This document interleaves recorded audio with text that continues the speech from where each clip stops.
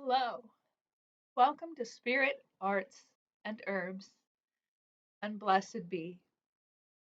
I'm Kim, ordained State of Ohio licensed minister, second degree witch priestess of Cabot, Kent, Hermetic Order of Salem, Massachusetts, elder, Tribe of the Crow, Clan Boskednan of Australia and Cornwall, England, degreed in social work, herbalist, and a decades-long student of Northern European witchcraft, West African Voodoo and Obi, and comparative spirituality and religions.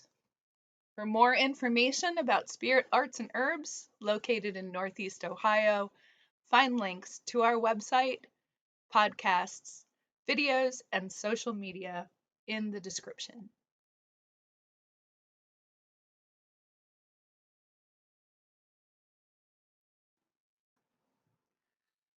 This is an introduction and review of celebrating the January full wolf moon. In 2026, it's also a supermoon, appearing extraordinarily large and bright between sunset and midnight on January 2nd, peaking around 5:03 a.m. on the 3rd, and ending on January 5th. To understand ourselves, as always, our evolution and modern day practices and beliefs, it is so very important to understand history. So, tonight, let's have a look at the associations with and celebration of the wolf moon Esbat.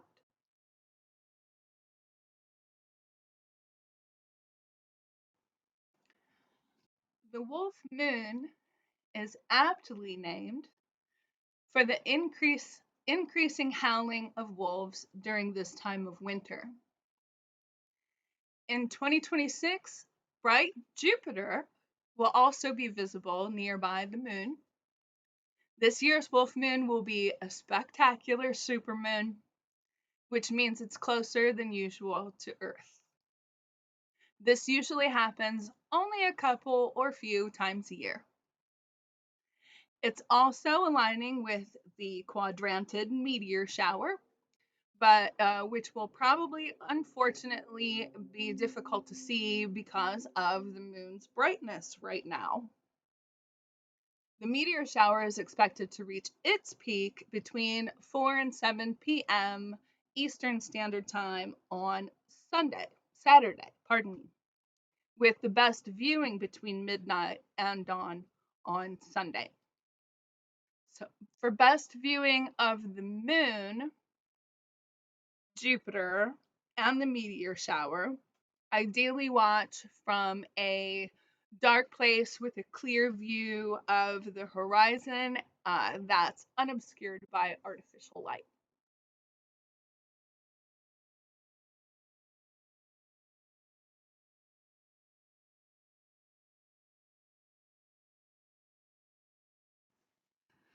So, this is kind of interesting. Why do wolves howl at the moon in January? Technically, wolves aren't necessarily howling at the moon. At this time of harsh winter conditions, food and prey are far more difficult for the wolves to find. So the hungry wolves then howl more greatly than other times of the year in order to locate other pack members, define their territory, and coordinate hunts, which is, of course, critical for their survival. It also helps to build excitement of the pack before their hunt. With limited resources, their howling is also a means of warning away other packs and is far more noticeable in January because the wolves venture closer to human inhabited areas in search of food. The bright light of the full moon, especially a supermoon, as it is this year, also helps with their hunting and influences more activity. And as descendants of the wolf, our pet dogs may often also display heightened activity at this time, becoming more vocal and assertive. We should try then not to react unfavorably to their rambunctiousness, as they're simply following their instincts of the hunt. Rather, it's probably best to make sure that they have plenty of food, maybe even a special treat of something that makes them feel satiated and comfortable, like some bits of pumpkin or whatever they like. On the contrary, our pet cats may spend more time in their hiding spots. But don't worry, they're probably not depressed, and just likely just reacting to their survival instincts. The dogs are on the hunt and the cats are hiding. Leave them be. Give them some comfort if they seek it from you. My cat, that you can maybe hear in the background playing with her squeaky mouse. I will wrap even in just like a bath towel, or she has her own special little blankets, and wrap her up like a swaddle baby and cover her face, and she goes right out. So anyway, during the wolf moon, birds might even become agitated and disoriented.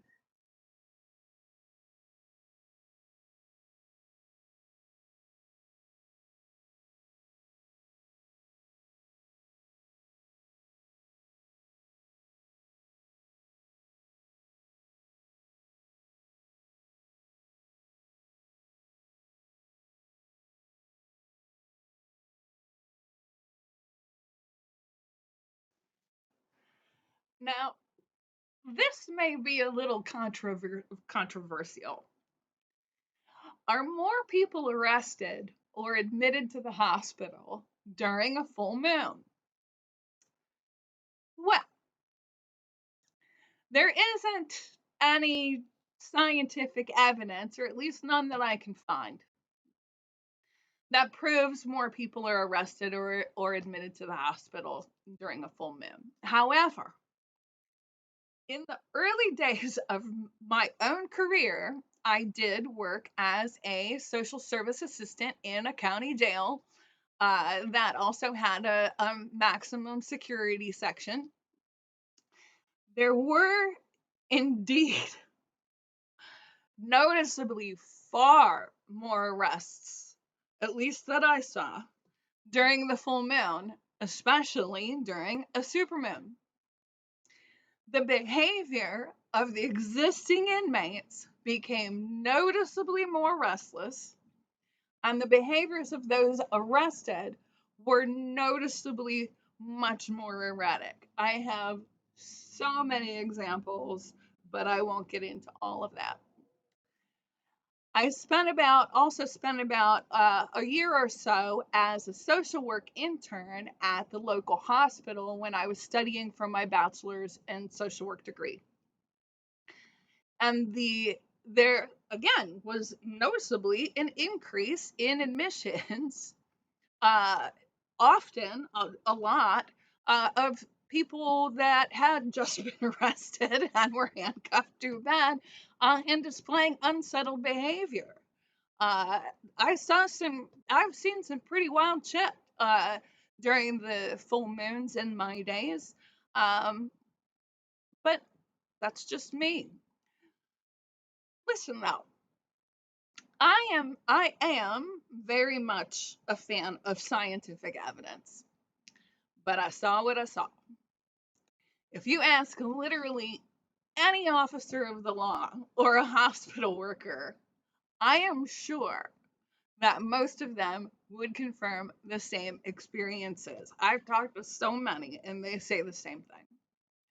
Remember, humans are animals too, and some also still have the instinctive desire to be wild and hunt and act up at certain times, and it seems to be noticeable during the full moon. Food for thought.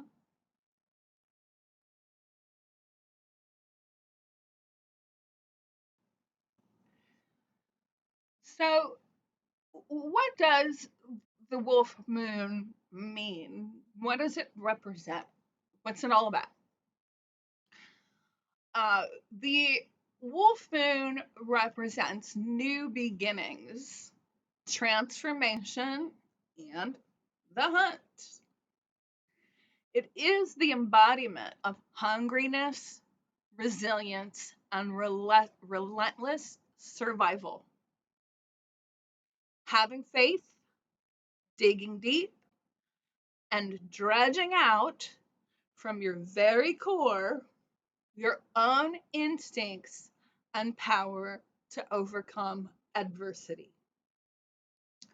Also, embracing humility, letting go of thinking that you can survive on your own, and calling out with a loud voice, a loud inner voice, maybe even outward voice, for help from your pack.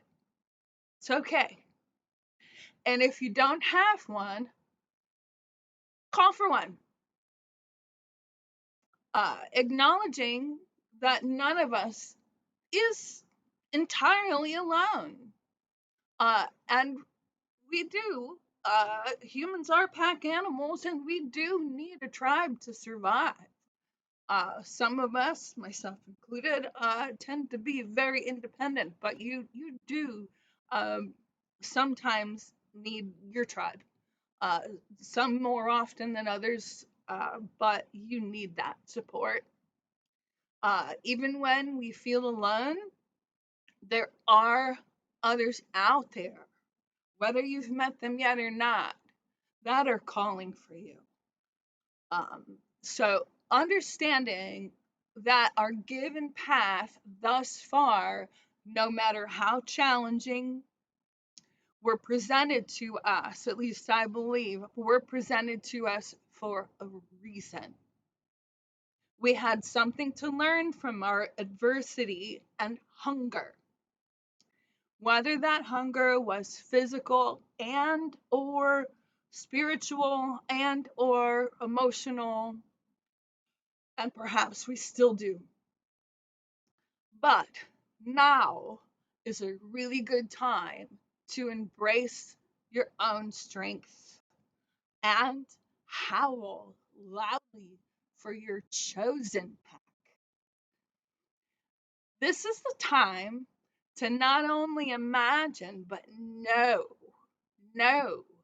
that you embody the power, strength, and endurance of the wolf.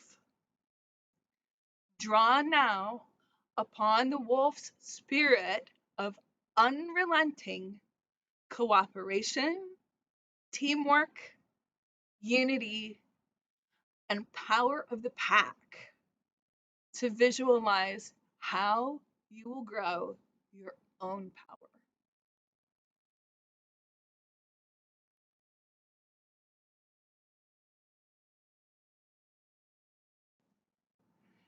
Now, about Fenrir, the wolf god, and other mystical wolves. Fenrir is a monstrous primary giant Old Norse wolf god known as he who dwells in the marshes. He's the son of Loki. Most of us have heard of Loki, the trickster god, and uh, Angerbotha, the giantess. The wolf Fenrir grew so powerful that even the gods feared him.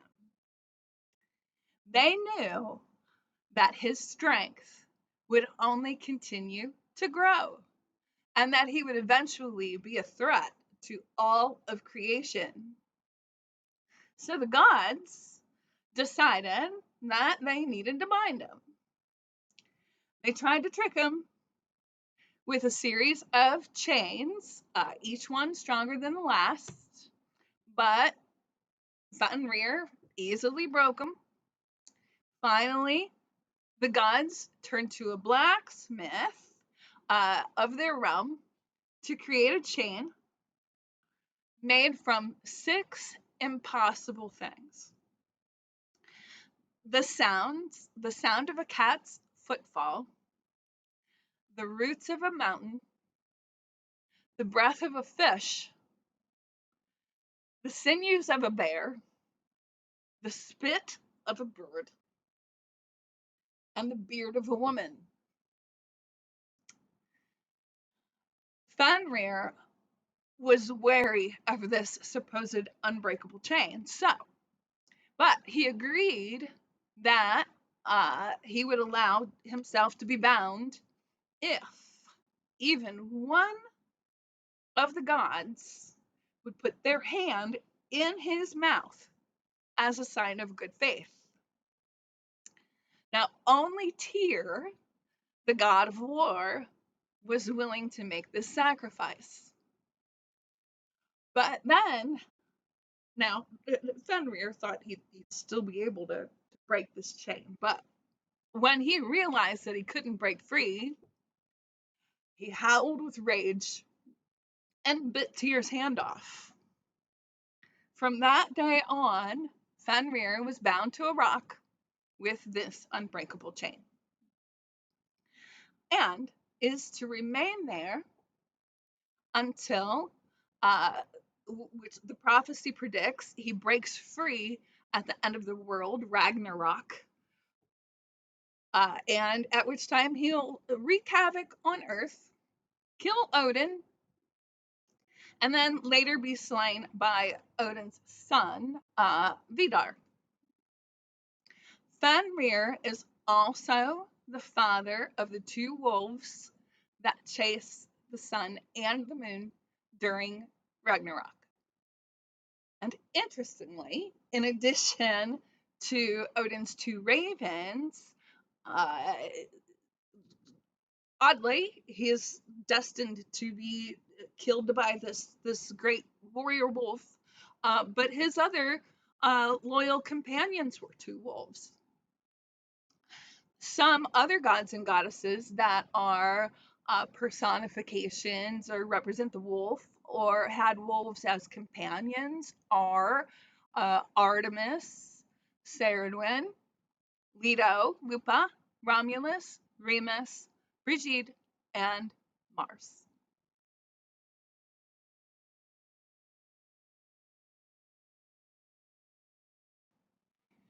So now here's a really nice historical rite or ceremony that has been performed for centuries, the blessing of the animals. Ancient people considered animals as well as trees, plants, rocks to have intelligence of their own. They knew that they could communicate, reason, and do have feelings. This developed into reverence, and the gods and goddesses were given characteristics, traits, and virtues of various animal powers and abilities. As we just discussed about the god Fenrir as the wolf. Animals are accorded a special blessing during the blessing of the animals by the elder witch high priestess of the villages. They're brought together to be blessed with health, safety, and sometimes fertility. This rite usually takes place on or around January 4th. Christianity has even adopted this festival celebration of animals into the day that Saint Francis, the patron saint of animals, would offer a blessing. It's actually still now, maybe not today, but has been for quite a long time, performed every year by the Pope. This ritual is still done in many cultures, especially within Wicca around the world, as we praise all things in life.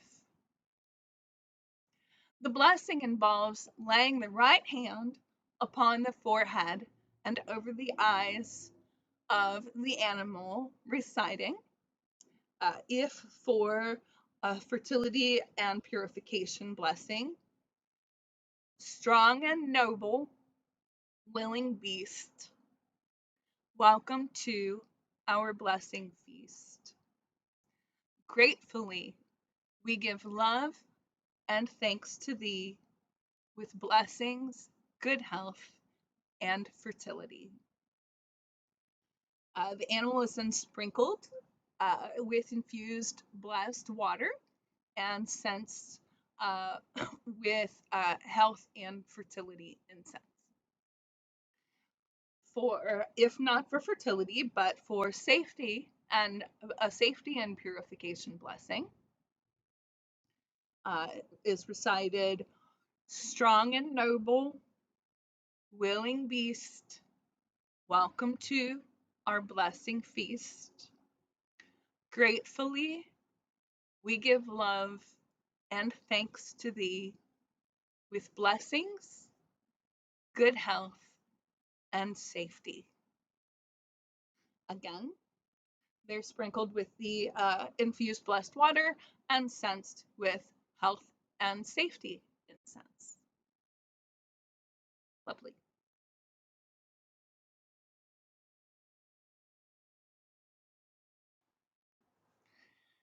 So now just a few wolf moon Esbat activities and celebratory things.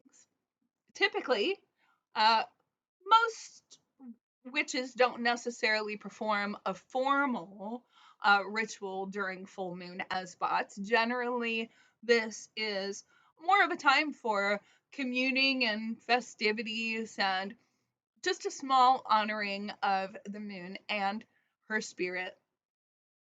So maybe decorate your altar with some symbols of the wolf, images, drawings, statues, etc.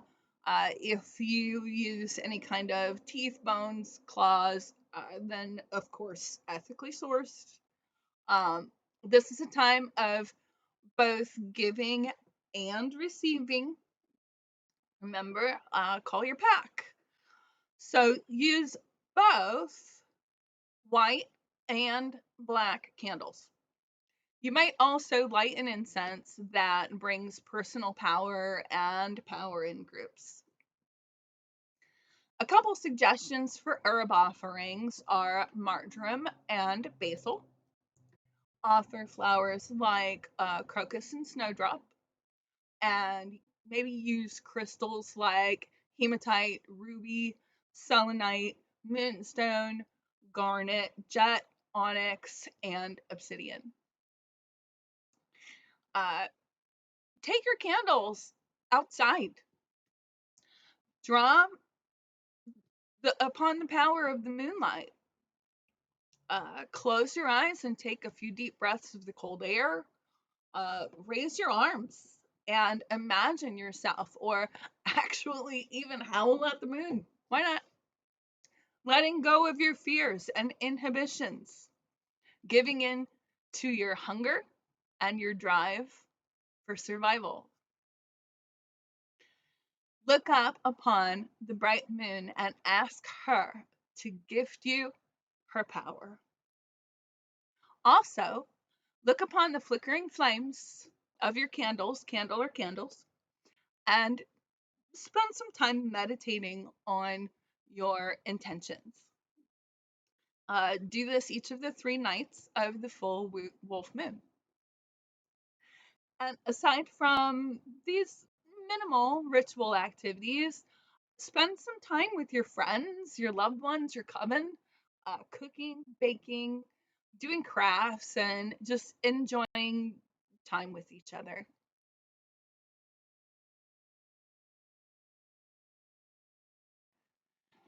And with that, I wish you the most blessed hunger and power of the wolf. And I thank you for joining me on this mystical and magical journey. Don't forget to like this episode and follow us by clicking the buttons. Find our website with articles, workshops, events, and shopping at https://spiritartsandherbs.com. On our website, you can find and buy hundreds of high-quality herbs, crystals, gemstones, intention and ritual candles, incenses, and more. Follow us on Facebook, Twitter, X, Instagram, YouTube, TikTok. Find our podcasts on Patreon, Castos, Spotify, Apple Podcasts, Pandora, Amazon Podcast, and iHeartRadio. Links are in the description. Share this with even one friend. Your support means the world and helps us keep providing content that we know you love and we love so much. So until next time, merry meet, merry part, and merry we meet again. Blessed be, friends.